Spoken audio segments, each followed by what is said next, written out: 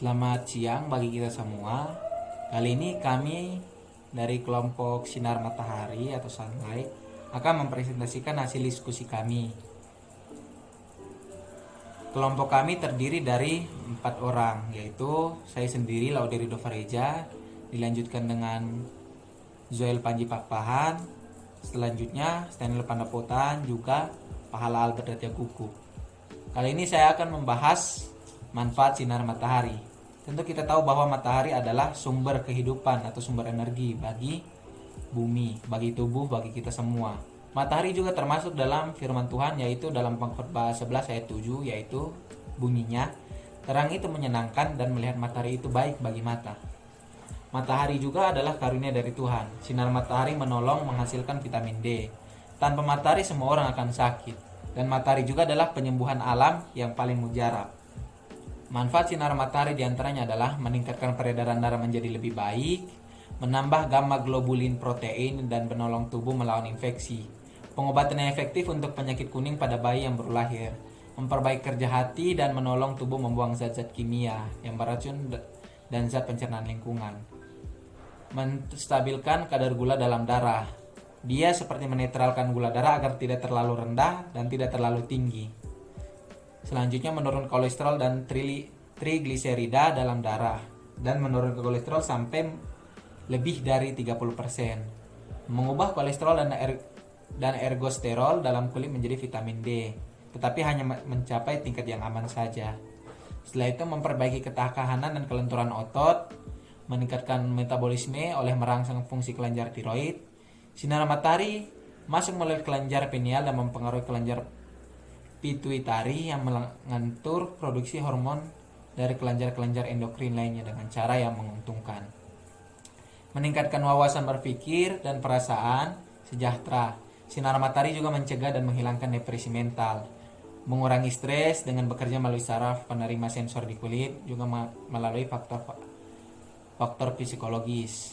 Merangsang penyembuhan dan juga membuat rumah bebas dari kuman-kuman dan penyebab penyakit.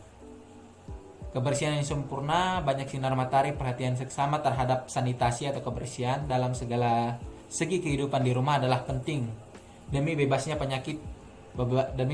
dari penyakit dan demi kegembiraan serta kebugaran seluruh anggota keluarga.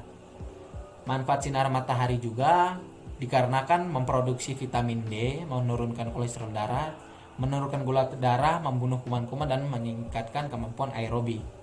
Vitamin D adalah gelombang ultraviolet dalam sinar matahari yang memulai pembentukan tersebut yang akan menjadikan vitamin D. Perubahan kolesterol di bawah kulit menjadi vitamin D menyebabkan tubuh memberi isyarat kolesterol dalam darah untuk keluar dari darah menuju kulit, sehingga menghasilkan kolesterol darah menjadi lebih rendah. Mengatur gula darah, karena sinar matahari bertindak sebagai insulin dengan memudahkan penyerapan glukosa ke dalam sel tubuh. Ini akan merangsang tubuh untuk mengubah gula darah glukosa menjadi gula yang disimpan atau glikogen yang disimpan dalam hati dan otot sehingga menurunkan gula darah. Juga obat pembasmi kuman. Matahari karena sinar ultravioletnya dia membunuh bakteri dan virus-virus dan jamur dan berguna bagi tuberkulosis, radang paru-paru, keracunan darah, luka karena api karena sifatnya adalah untuk menguatkan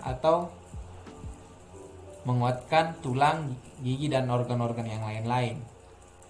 Bakteri di udara dalam ketinggian 8 kaki dari sinar ultraviolet dapat dirusak dalam waktu 10 menit.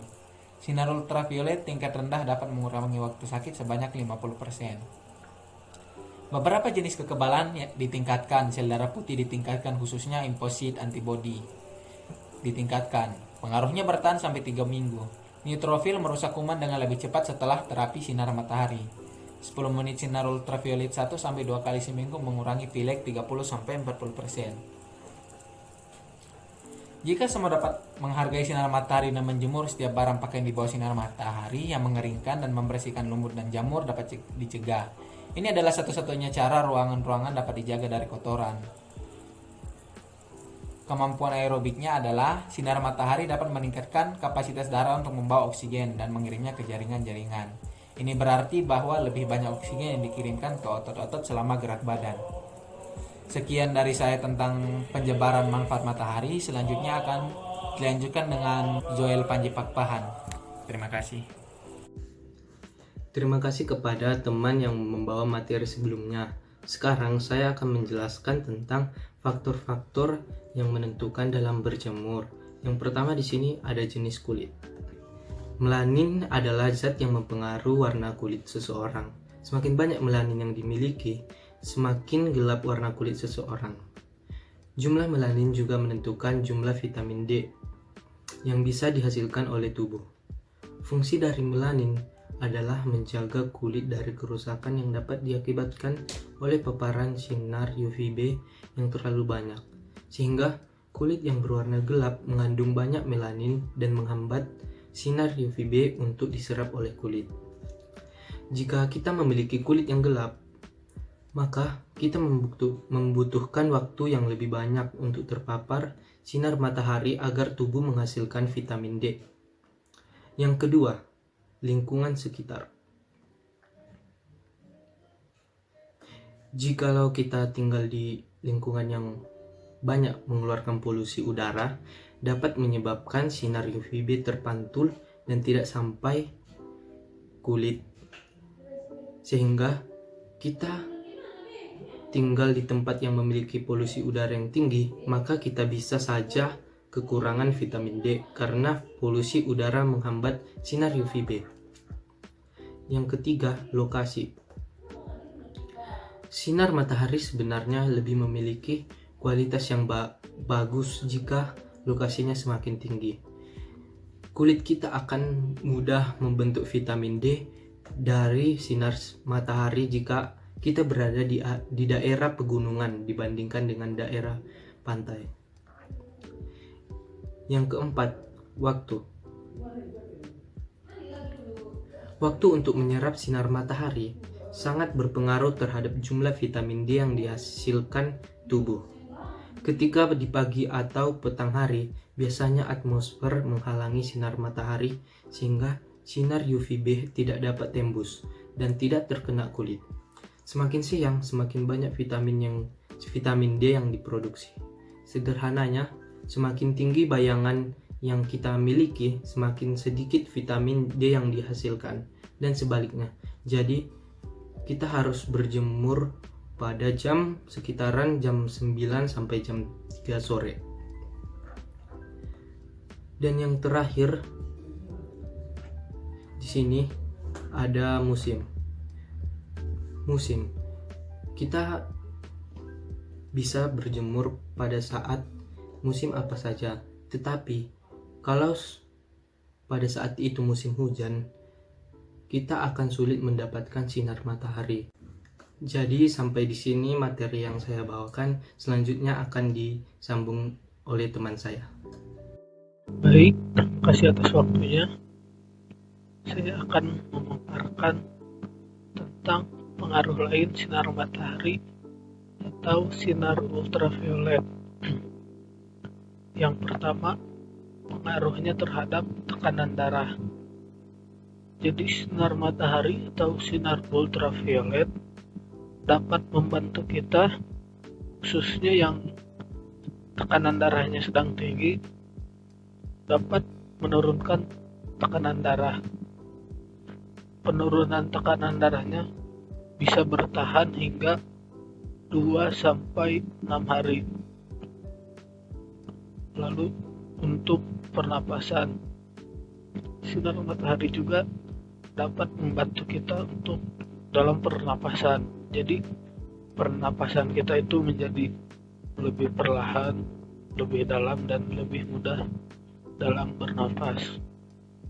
Lalu ada juga untuk denyut jantung, membantu menurunkan dan mengembalikan denyut jantung sampai normal dengan cepat setelah gerak badan. Lalu ada juga untuk otot-otot. Jadi sinar matahari juga membantu kita untuk melancarkan sirkulasi dan pertumbuhan otot meningkat. Ada juga untuk daya tahan terhadap stres. Jadi sinar matahari dapat membantu kita juga untuk meningkatkan selera makan kita dan memperbaiki pola tidur kita yang acak-acakan. Terima kasih. Sekian dari saya. Selanjutnya akan dilanjutkan oleh teman saya. Saya akan melanjutkan presentasi dari kelompok kami, berjemur.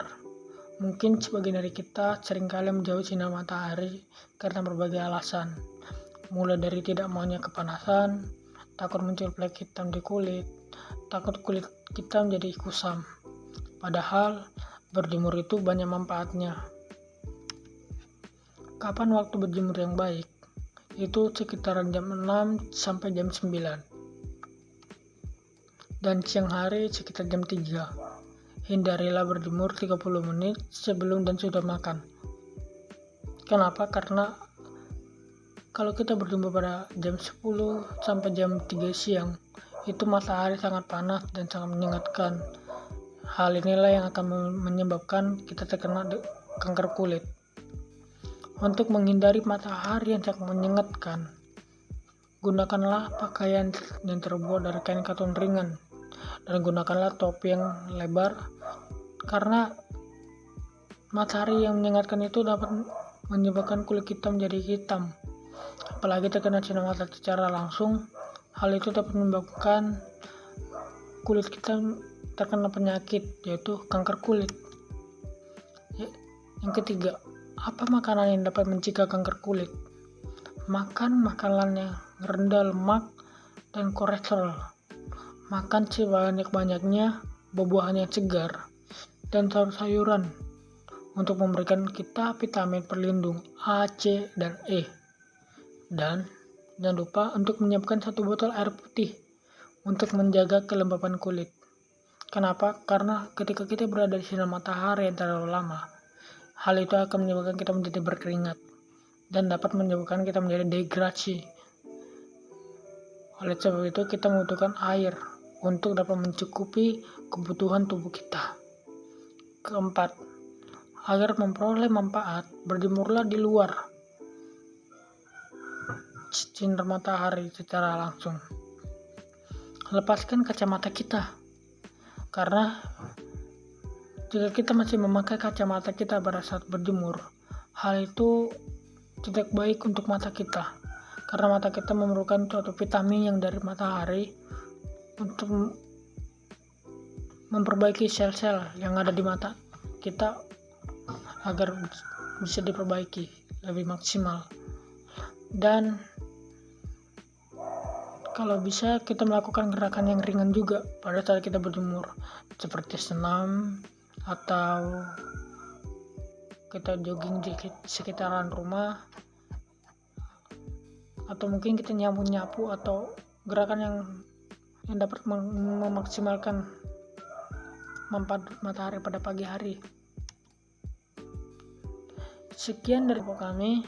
Bila ada kesalahan kata, kami mohon maaf. Dan Tuhan Yesus memberkati. Shalom. Baiklah, saat ini kelompok kami akan melanjutkan pembahasan yaitu mengenai air. Kelompok yang akan membahas ini yaitu saya sendiri, Timotius Ginting, lalu Johansen Sagala, Rizky Paskasilaban, dan juga Billy Putra. Mengapa tubuh memerlukan air? Air sangat diperlukan tubuh agar dirinya tetap terhidrasi. Jumlah atau volume air putih yang cukup sesuai kebutuhan manusia untuk hidup sehat. Itu adalah definisi daripada hidrasi. Di dalam air terdapat juga mineral. Nah, mineral ini terbagi menjadi beberapa bagian, tapi secara umum kegunaannya adalah untuk pertumbuhan tulang dan gigi, pengaturan asam basa di tingkat sel, dan proses metabolisme lainnya. 60-70% tubuh manusia yang diciptakan Tuhan terdiri dari air, sehingga kita sangat membutuhkan air. Minimal orang dewasa memerlukan 2 liter air per harinya. Jumlah ini dapat bertambah tergantung dengan kegiatan sehari-hari. Air minum memiliki kontribusi 80% kebutuhan cairan dalam tubuh kita, sedangkan 20% lainnya terdiri dari sayuran dan buah-buahan yang kita makan. Jika kita kurang dalam mengkonsumsi cairan atau air putih, maka kita akan mengalami dehidrasi. Dehidrasi dapat menyebabkan sulit konsentrasi, demam, kebingungan, sakit kepala atau vertigo, rasa lemas, denyut jantung yang cepat atau berdebar-debar, nyeri dada, nyeri saat berkemih, dan nafas cepat. Dan juga dehidrasi memiliki dampak dalam masa yang panjang, yaitu susah BAB, ISK, hipertensi, gigi keropos, dan batu empedu. Dehidrasi terdiri dari dua, yaitu dehidrasi ringan. Dehidrasi ringan ini akan menimbulkan haus, bibir kering, lemas, urin pekat atau warna gelap, berat badan turun, dan mengantuk. Sedangkan dehidrasi berat menyebabkan tekanan darah turun, gagal ginjal, pingsan, sampai koma. Dengan hidrasi yang cukup akan menolong mengoptimalkan dan mempertahankan sistem imunitas tubuh kita. Selanjutnya akan dilanjutkan oleh teman saya. Tubuh manusia memiliki kandungan air sebesar 70% dari seluruh bagian tubuh, di mana untuk pria biasanya sekitar 50 liter air dan untuk wanita biasanya sekitar 40 liter air. Dan 57% dari berat badan manusia itu adalah air. Di dalam sel, 25 liter air berada di dalam sel, sedangkan 15 liter air mengisi ruang-ruang di antara sel, di mana air kebanyakan mengisi bagian tulang, terutama tulang sumsum yang terdiri dari 20-25% air. Dan di dalam otak itu 85%-nya adalah cairan ataupun air. Dan di dalam darah itu sekitar 82-90%-nya adalah air, dan 90% dari paru-paru juga berisi kandungan air. Oleh karena itu disarankan bagi kita untuk minum untuk tidak pada saat jam makan. Dan sekitar 15 menit sampai 30 menit sebelum makan kita dianjurkan untuk tidak minum air, dan 1-2 jam sesudahnya juga tidak minum air agar dapat melancarkan pencernaan makanan yang ada di dalam sistem pencernaan kita. Air merupakan sumber kehidupan bagi kehidupan manusia yang ada di bumi itu. Oleh karena itu, minumlah air minimal 8 gelas setiap harinya, ataupun bisa lebih sesuai dengan kebutuhan cairan dalam tubuh kita. Manfaat air diantaranya adalah penghilang dehidrasi dan rasa haus, menjaga keseimbangan cairan dalam tubuh dan cairan pencernaan, mengontrol kalori dan menurunkan berat badan, meningkatkan energi, membantu mengeluarkan racun-racun dalam tubuh kita, membuat kulit lebih halus dan lebih cerah, menjaga fungsi ginjal, menjaga fungsi otak, meningkatkan sistem peredaran darah, menghilangkan kelelahan fisik dan mental. Air juga sebagai cairan untuk menangis. Air juga menjadi pelumas atau minyak dan menjadi bantalan bagi sendi-sendi tulang kita, menjaga suhu tubuh tetap terjaga, dan juga menjaga sirkulasi darah dalam tubuh tetap terjaga. Nah, itu merupakan manfaat air dalam tubuh kita yang harus kita perhatikan dan kita jaga. Baiklah saudara-saudara, di sini saya akan menjelaskan tentang air. Manusia dapat hidup selama 6 minggu tanpa makanan. Tanpa minum hanya hidup berapa hari? Hidrasi yang sehat, jumlah atau volume air putih yang cukup sesuai kebutuhan manusia untuk hidup sehat. Artinya supaya kita sehat, air minum yang kita konsumsi harus berkualitas. Tuhan menciptakan manusia dengan komposisi tubuh 60-70% terdiri dari atau disusun oleh air. Sebagian besar dibentuk oleh air. Manusia sangat membutuhkan air minum untuk menjaga kesehatannya. Setiap hari kita harus minum air minimal 8 gelas per 2 liter. Prinsipnya, patokan ini tidak harus tepat persis. Jumlah akan bervariasi tergantung aktivitas fisik yang kita jalani dan udara di dalam rumah atau cuaca. tetapi minimal untuk dewasa adalah 2 liter.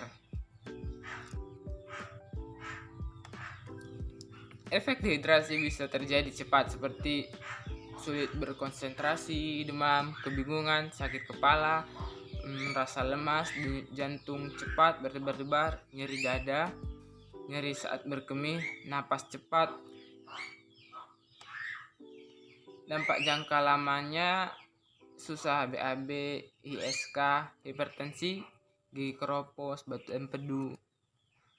Dehidrasi ringan akan menimbulkan haus, bibir kering, lemes, urin pekat, warna gelap, berat badan turun, mengantuk.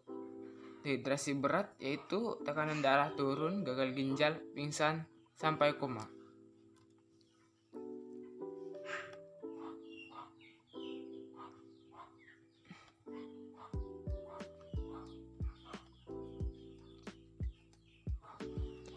Kesimpulannya, minumlah air putih minimal 8 gelas sehari. Minumlah yang sering, jangan tunggu sampai ada yang Anda merasa haus. Pilihlah minuman yang menyehatkan, yaitu air putih dan jus buah-buahan. Terima kasih.